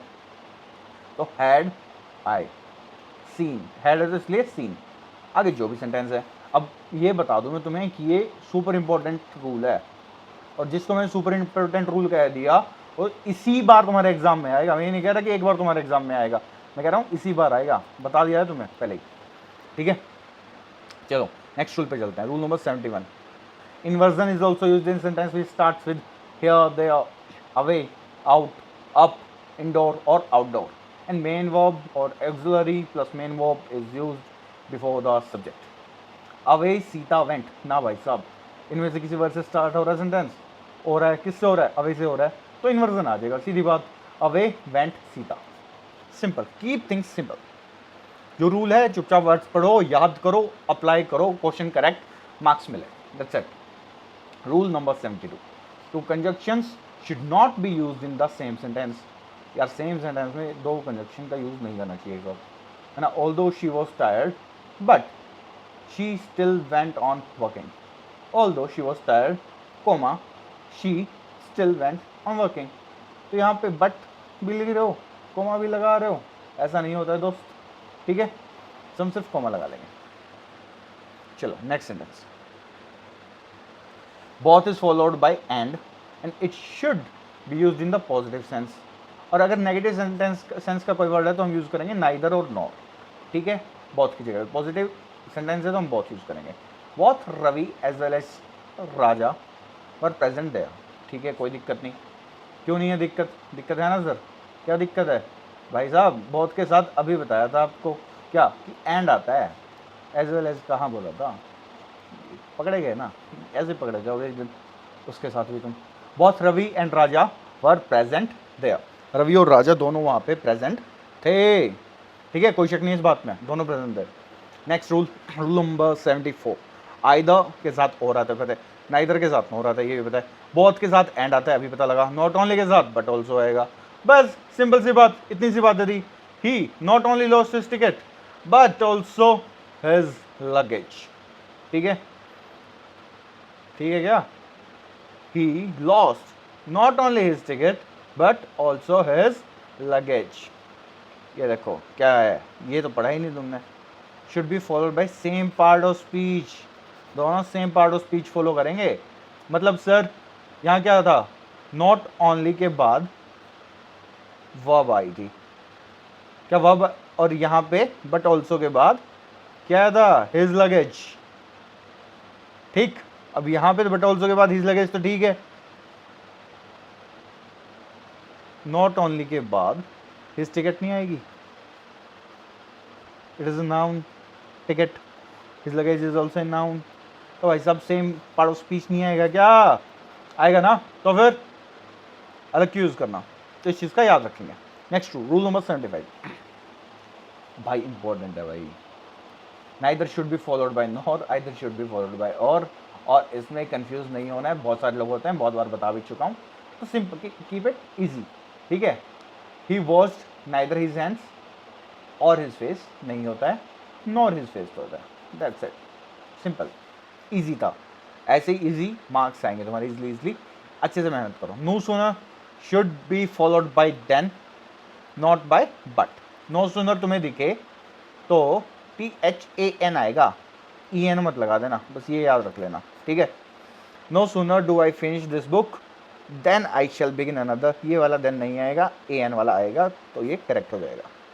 Next rule, rule number 77, hardly and scarcely should be followed by when और before but not by then और दैट। जहाँ भी हार्डली और स्कार्सली तुम्हें लिखा दिखे वहाँ पे आपको या तो व्हेन मिलेगा देखने को या बिफोर देखने को मिलेगा, कुछ और देखने को नहीं मिलेगा, मिल रहा तो गलत है। हार्डली दिखा, कहीं व्हेन दिखा नहीं, THAN दिखा, ये नहीं दिखना था ना, क्या दिखना था, व्हेन दिखना था, तो ये करेक्ट होगा। Got it. ऐसे ही ढूंढना तुम्हें एग्जाम के अंदर, हार्डली दिखते ही व्हेन ढूंढने लग जाना, दिखे तो ठीक है, बिफोर ढूंढना, दिखे तो ठीक है, नहीं गलत है। चलो next, that should not be used before a sentence in a direct speech before interrogative adverbs and pronouns in indirect speech. कहने का क्या मतलब है? He said that I shall go there. यार देखो that भी लगाया है, inverted commas भी लगाया है, तो ऐसा नहीं होता है. तो यहाँ से अपन that को remove कर देंगे. He said that I shall go there. यहाँ पे that हटाया, he shall inverted commas, I shall go there. Got it? Rule number 79. Objective case किसका, नाउन का भी प्रोनाउन का भी, इज यूज आफ्टर प्रीपोजिशन. तो प्रीपोजिशन के बाद ऑब्जेक्टिव केस यूज होगा, याद रखना. I do not depend on he. No भाई साहब, I do not depend on him. This is the objective case of यहाँ पे प्रोनाउन ही का. Got it? Next rule, rule number 80. भाई ऑलमोस्ट 80% हो गया तुम्हारा, पता भी नहीं लगा तुम्हें. रूल नंबर 80 क्या कहता है? The prepositions used after two words must be made clear if these two words are connected by and or. ठीक है? She is conscious and engaged in her work. कहने का मतलब क्या है भाई साहब? The preposition used after two words must be made clear. She is conscious of and engaged in. मतलब जो यहाँ पे प्रीपोजिशन आनी है वो इसी के साथ लगाओ, जो यहाँ पे आनी है वो इसी के साथ लगाओ. ऐसा नहीं कर सकते आप इसकी और इसकी जगह सिर्फ यहाँ पे इन लिख दोगे, ऐसा नहीं होगा दोस्त. इसके साथ ऑफ आता है तो ऑफ लिखो, इसके साथ इन आता है तो इन लिखो. दोनों अलग अलग हैं तो अलग अलग तो लिखनी ही पड़ेंगी. और अगर आपको पीडीएफ चाहिए, फिर से याद दिला रहा हूँ एक बार, तो टेलीग्राम चैनल ज्वाइन कर लो, वहाँ मिलेगी तुम्हें पीडीएफ. और नेक्स्ट तुम्हारे किसी भी एग्जाम के लिए बहुत सारी क्लासेस, स्टडी मटेरियल, बहुत कुछ मिलेगा. तो make sure that you join the Telegram channel और सब्सक्राइब कर लेना यूट्यूब चैनल को भी. कोई भी हेल्प चाहिए कैसी भी, एज ए बिग ब्रदर या एज ए एल्डर ब्रदर, आज ही पढ़ा है ना एल्डर ब्रदर, है ना, बड़ा भाई तुम्हारा, you can come to me, you can contact to us, we will help you. Rule number 81.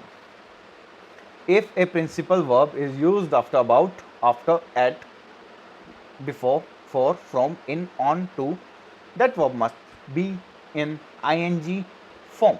जैसे कि you prevented me from do it. ना भाई अभी तो पढ़ा, फ्रॉम है, डूइंग इट है ना.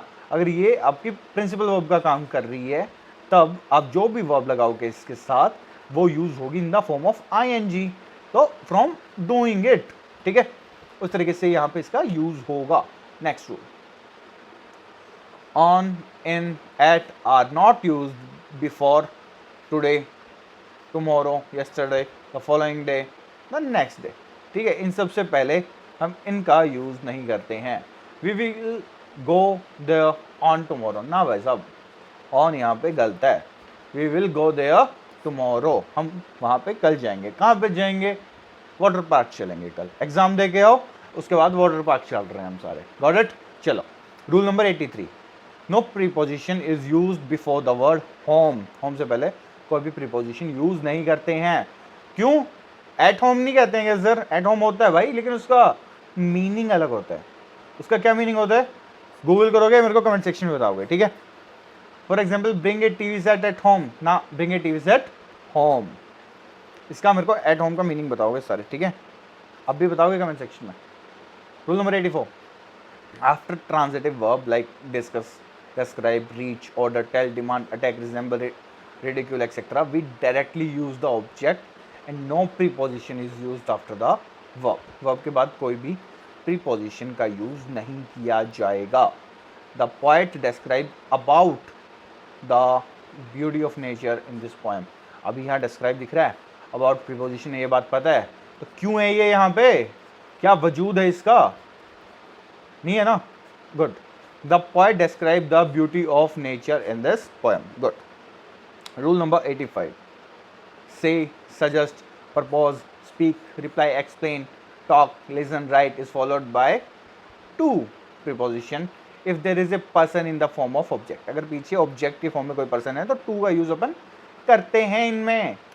He did not reply me. ना, he did not reply to me.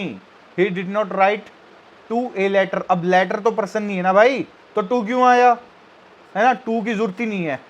अभी भी अगर तुम to लिखा है ना इसमें, तो मैं पता क्या कहूँगा कि तुम्हारे वाली जनरेशन के लिए हम लोग ये जो ग्लेशियर हैं ये पिघलने से बचा रहे हैं. फिर तो मैं कहूँगा ये पिघल जाने देते हैं इन ग्लेशियर्स को, अगर तुम अभी भी इस क्वेश्चन को गलत करके आए तो. सारे ग्लेशियर पिघलवा दूंगा मैं तुम्हारे ऊपर। चलो, rule number 86, when a pronoun is used as the complement of the verb to be, it should be in the nominative case। मतलब क्या है? if I were him I would not do it।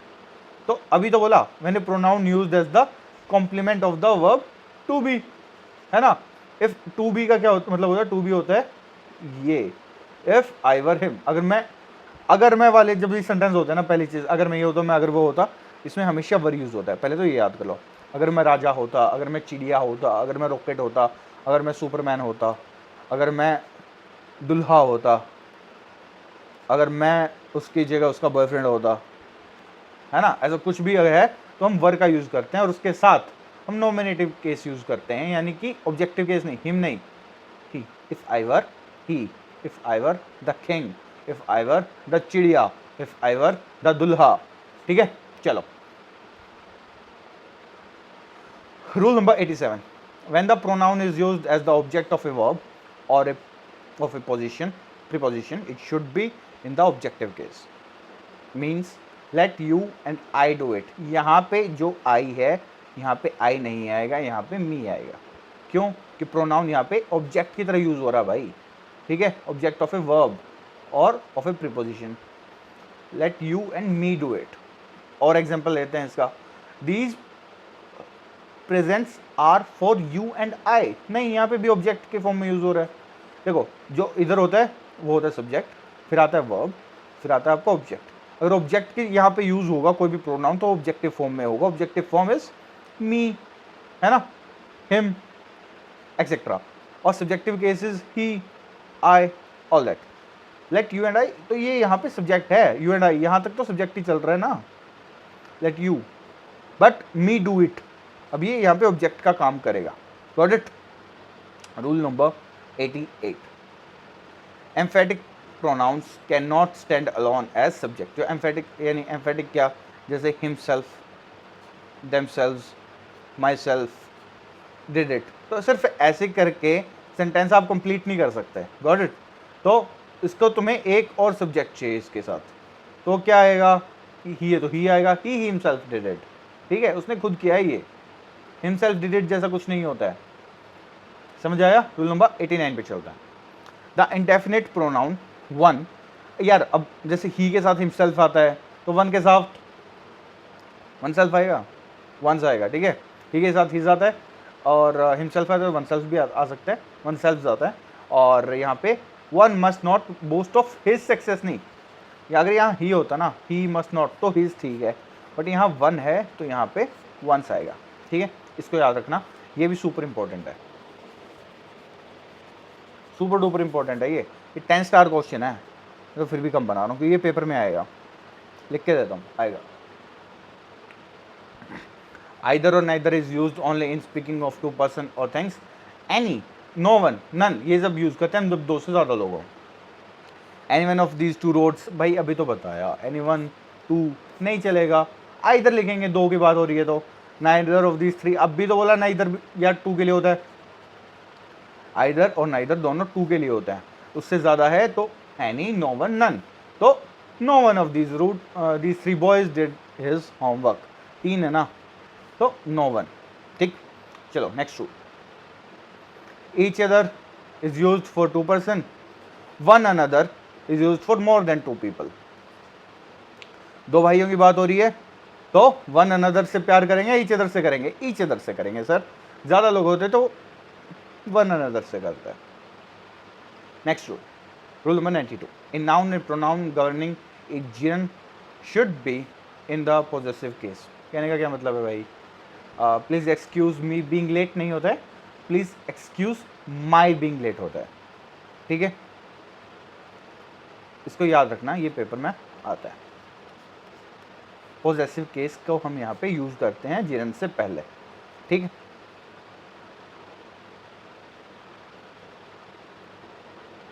Rule number 93, a pronoun must agree with its antecedent in person, number and gender. Each of these boys, no issue, has done. भाई मेरे को एक बात बता, एक boy है वो अपना होमवर्क करेगा, दूसरा बॉय है वो भी तो अपना होमवर्क करेगा। ये सारे बॉयज़ मिलके एक बंदे का होमवर्क थोड़ी करेंगे, ऐसा है क्या? और सबका है ना एक ही होता तो वो हम देयर कह देते कि उनका कलेक्टिव होमवर्क था, उन्होंने कर दिया। हर एक लड़का अपना अपना होमवर्क करेगा, that's why we use his here, boys होने के बाद भी, ठीक है। और ईच ऑफ तो आएगा, ये तो बताया था कि मैं। चलो next rule, when two or more singular nouns are joined by and, the pronoun used for them must be in plural. यार बता चुका हूँ ना, both Raju and Ravi have done his homework ना भाई साहब। अब ये जो काम है इन दोनों का काम एक ही था, इसलिए देयर होमवर्क। क्यों एक ही था भाई? क्योंकि एंड से जुड़े हुए हैं दोनों सिंगुलर नाउन प्रोनाउन, और दिख रहा है ना एक साथ, इसलिए तो लिखा है। Got it? अदरवाइज अलग अलग काम लिखा होता है इनका। Rule number 95, when two or more singular nouns joined by an refer to the same person or thing, a pronoun used for them must be in singular.